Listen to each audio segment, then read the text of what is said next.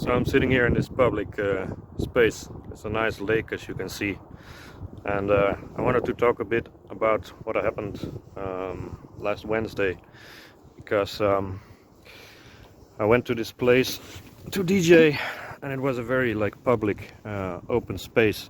So it was inside a public building, some kind of theater, like a dance theater, and yeah, what they had there is they had like a kind of entrance hall that was yeah, a very long space. You can just walk through even if you're not visiting the theater for some reason, if you're not dancing. And it's also, they have a lot of really big windows, so people who walk outside can also look inside and see the dancers. And when I got there was some kind of trial lesson for tango, and there were a lot of people in that class.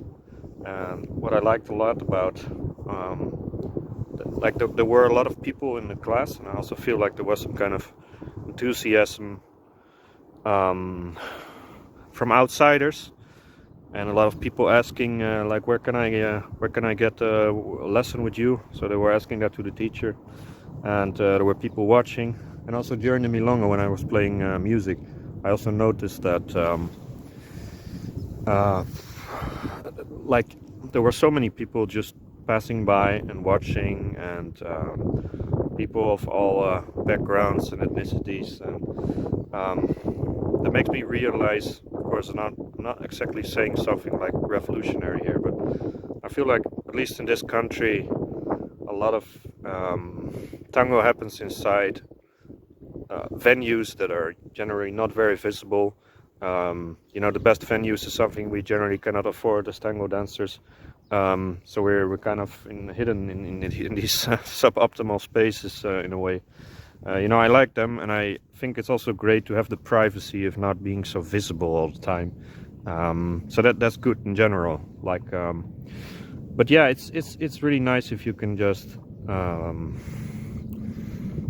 enjoy this other side and attract people to this dance. And you see people, especially women, of course, but people who are really impressed with how the dance looks like, and they ask questions, and they ask questions to the organizer, like, where can I get a lesson? And yeah, I don't see that happen in other venues where I come or when I DJ usually, because it's pretty closed, and it's you cannot just look inside, and it's not very approachable.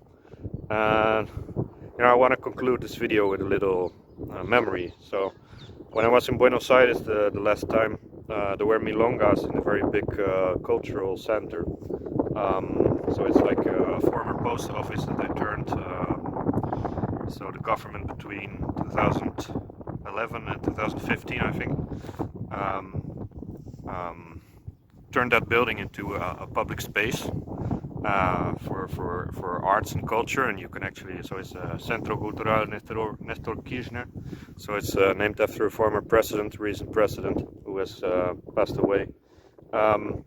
But they have world-class events there and concerts, and it's so amazing. Of course, the taxpayer pays for it, but that's the great thing about Argentina. Like, some things there are not exactly in order, but they do have these things that I value more than some other societies like mine.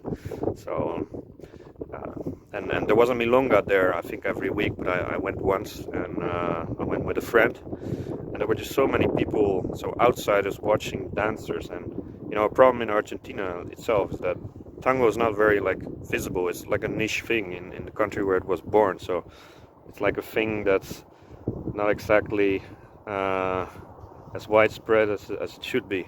And you just notice that people are I think they could use, tango could use a bit more visibility. So like I said, it's a question of privacy. It's a question of it's a matter of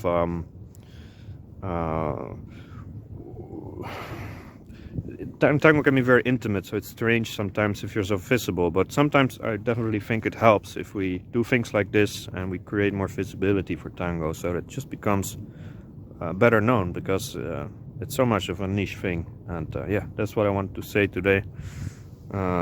gonna enjoy this beautiful location on a beautiful sunny day, which is not always so often here in Holland, especially in this season. Like well, it's changing now, it's coming spring, but yes, I just wanted to share this message